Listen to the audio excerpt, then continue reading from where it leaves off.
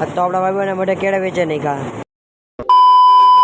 જય માતાજી મિત્રો, હું છું દિવસને સ્વાગત છે તમારું મારા મિની બ્લોકમાં।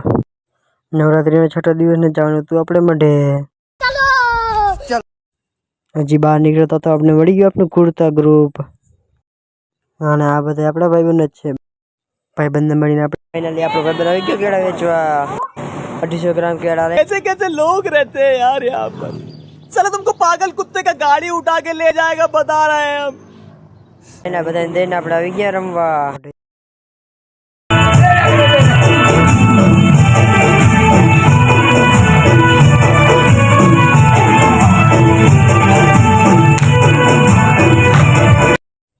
હા બધા થાકીને બેઠા હતા, આપણે વહી ગયા ઘરે પાણી પીવા। ફાઇનલી આપણે વગી ગયા ઘરે અને પી લીધું પાણી। બધા ભાઈ મને પાણી પીને આપણે કહી દીધું બ્લોકમાં કંઈક બોલી ગયા।